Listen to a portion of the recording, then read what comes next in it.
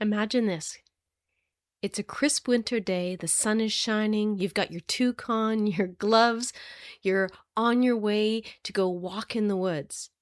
But that's not just it. You're not just walking in the woods by yourself. You're inviting someone with you on Zoom, and they're on the other side of the continent. Have I got a story for you today? So grab your tea, your water, and maybe even some kombucha if that is what you like. And join me on this very fascinating tale about integrating nature and productivity together today. When I was a little kid, I loved working in the garden. Now, I know that sounds very odd because most kids would avoid it, not wanting to have to weed or anything like that, but I actually loved it. I remember I belonged to something called brownies when I was a little girl, and we had to make these kneelers, and I used my kneeler actually out in the garden, and I would go out there on my own to go and weed the strawberry patch. Now, my mom thought this was kind of funny because my sisters didn't want to have anything to do with taking care of that part of the garden. But I loved just the idea of being out in nature and slowly clearing out the weeds that were infiltrating my strawberries. And patch by patch, section by section, I would work through until I got to just the strawberries and the weeds were gone.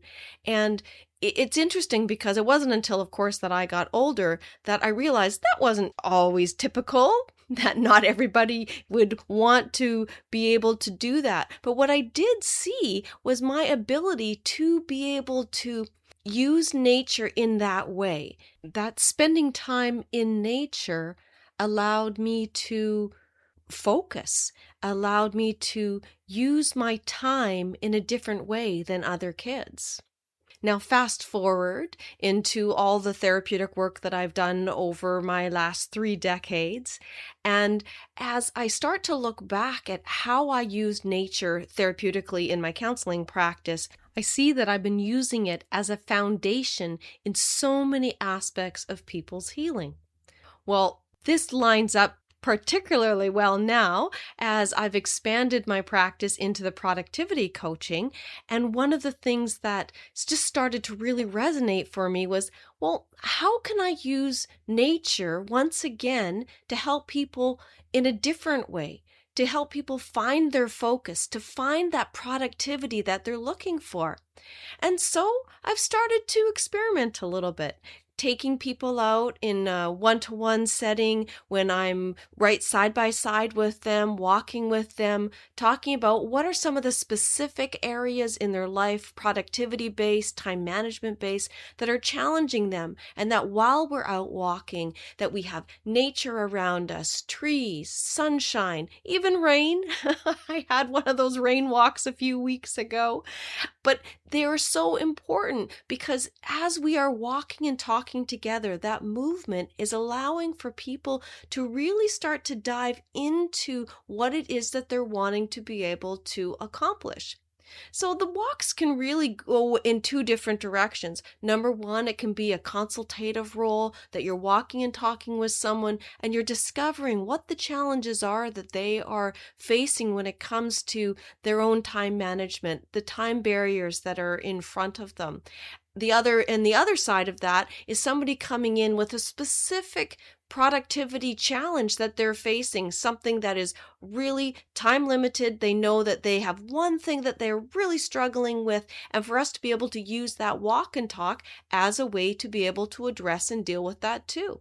Now, this is where the Zoom virtual nature productivity call comes in. I had an opportunity to bring someone into my nature who was on the other side of the continent. And during that experience, we were able to really dive specifically into some challenges they were having. We were able to identify the solutions and then come up with a plan to be able to address that all while walking in nature. And as we're walking, the person is responding to the nature around me, the sunshine that's coming over top of my face, the ferns that are growing around me, the tall trees as I circle around on the path, and even as I veer off the path and into deeper nature and bring them into that experience. Someone the other day asked me about why I started a podcast and why I wanted to talk about productivity and what was going to make my podcast different from all the other ones about productivity. And the answer that I came up with was that it's about reimagining productivity for you, about creating opportunities where you can customize your own sustainable practice, that you and I together can come up with ways that your life, your minutes, your hours, they have more meaning. And I think that's really the bottom line of why I want to do this, why it is so important to me. Enough talk though, it's time to take action.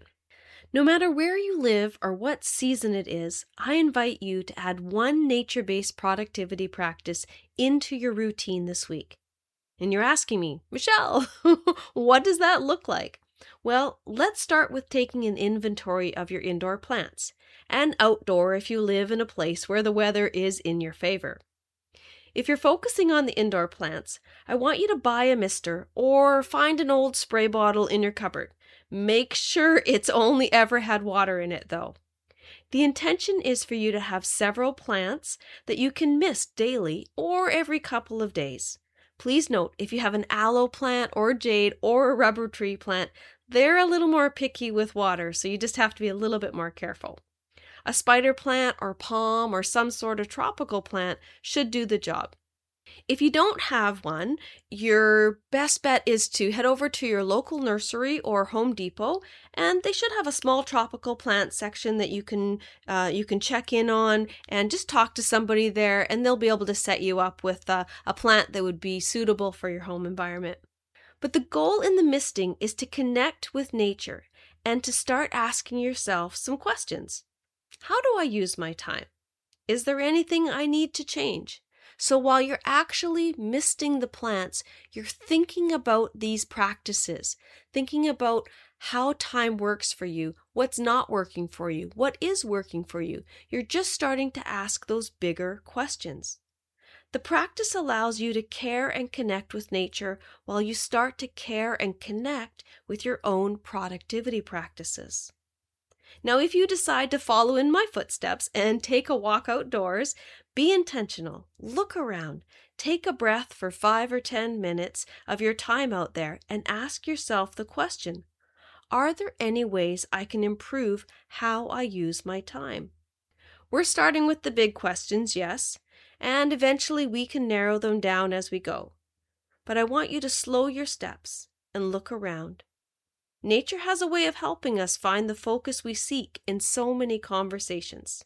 Now, if you get a chance, drop me a note on LinkedIn. I'm at Moucherikdeo, author. That's Moucherekdeo, author. I look forward to hearing about what nature-based practice helped you find more clarity this week. Thank you so much for spending your time with me on this episode of Your Productivity Pulse.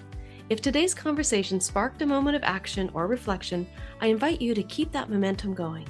More practical strategies designed to enhance productivity, reduce stress, and weave balance back into your life can be found by joining my newsletter at banartexpression.com. Once there, just head over to your Productivity Pulse podcast page to sign up, or you can find the link in the show notes. Remember, intention plus accountability equals productivity. Until next time, keep listening to your pulse.